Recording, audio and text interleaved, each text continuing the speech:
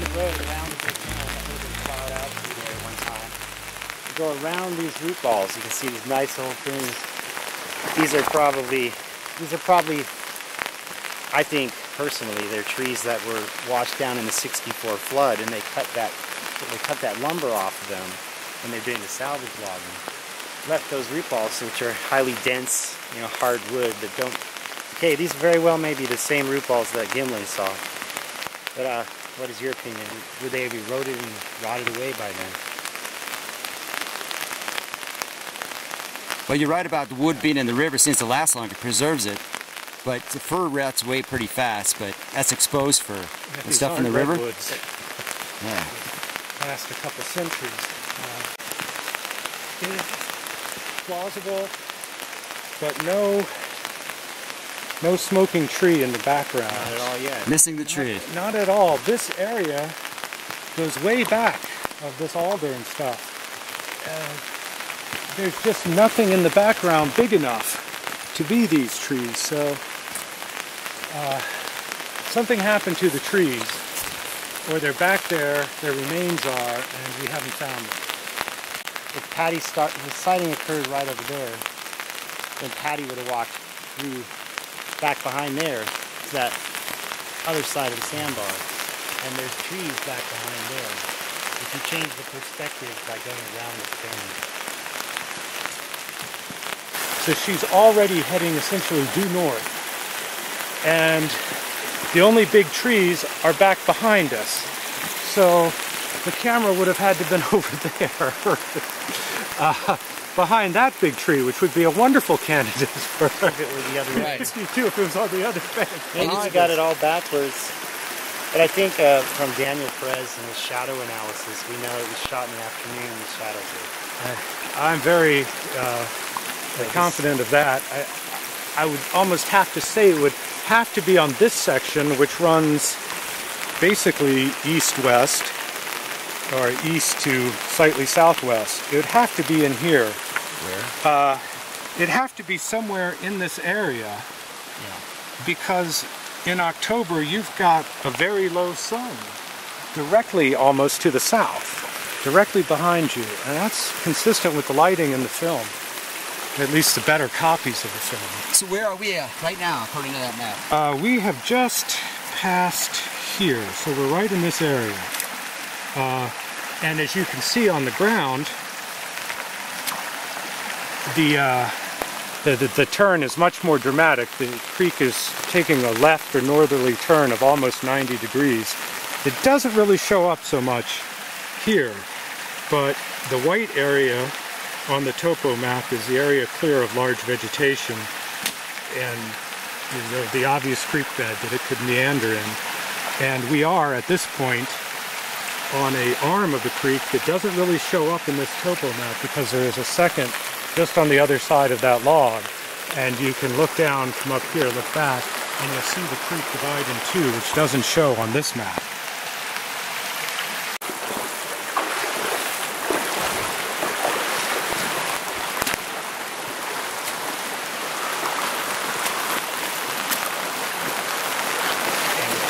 Here's the branching of the creek. And here we start a stretch that is almost due north.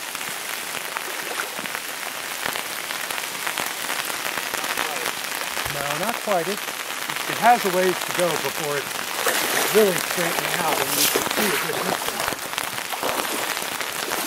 I think this is the big bend. Fits the best. Anyone I've seen fits the description of Gimlin. Who knows what it looked like in '67 though? Show me that map, exactly where this is again on there. Well, we just passed that creek.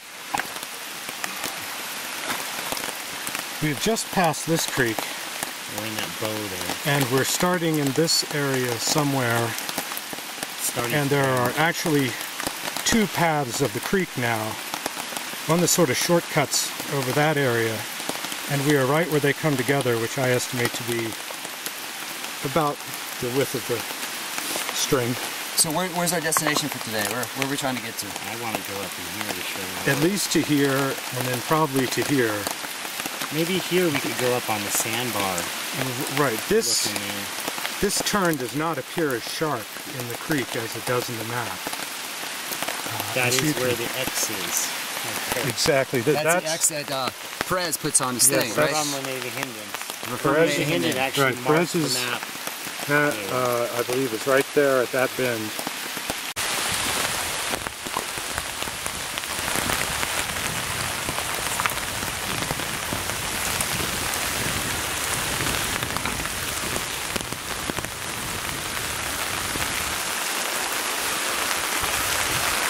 But once you're on the ground here, you realize that the trackway of the film could have gone right here through this whole thing.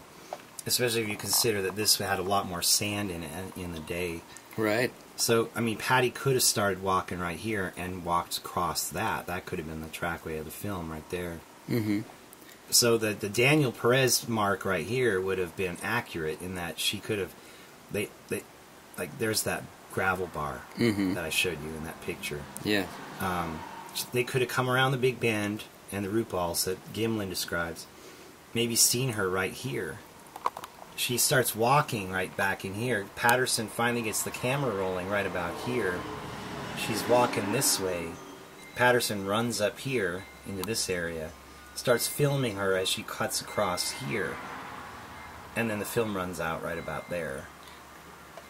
That's what I think. But it could very well have happened down here. This could have been a big bend. She could have been seen right here and walked across there. But you look at the topography, why just disappear up the side of the hill? If you make a loop around where the path of least resistance, you can get a little bit further out. That makes sense. That's a couple coves there. Well, this is, you couldn't really retreat up any of this. It's way too steep. The best way for her to get out is in here. A shadowy area that is narrow and couldn't be seen. Right? And this bank up here is not as steep as the one on the other side. Correct. Makes perfect sense for the direction of travel. Mm-hmm. Well, this is where it starts to look like a plausible area where they might have first seen the creature. After the big bend, which ends right there, they may have come up around this big bend here, but it's quite plausible that they saw the creature right in here. Then she would have retreated about 112 feet before the film even begins. Meanwhile, Patterson, this is just a possible theory, Patterson would have been getting his, would have been more level here, getting his camera out of the saddlebag, running across the creek up this bank.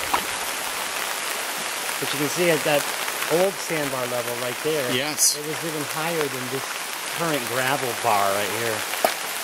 But she would have been retreated in there 100-some feet before the film even begins, and then progressed from there quite a number of feet farther before he shifted position to get frame 352.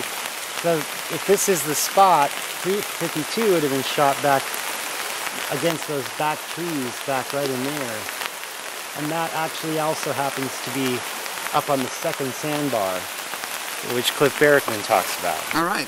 So this is one, somewhere in this area I think they saw her. And I think that seems a little too far, but once you get out to measure, you might be able to go through those trees and get your 300 feet or so. But it's certainly capacious enough to allow for the film site to exist. Right. I mean, without measuring, I could tell you you're going to fit 300-something feet through here. But we still have to get closer to the trees. Right. I mean, if we pace it off, how many feet is this, you know? It's like,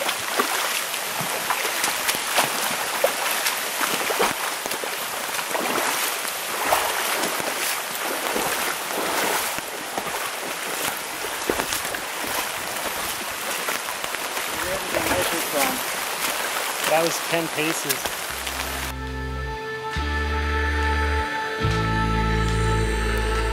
Bigfoot lives.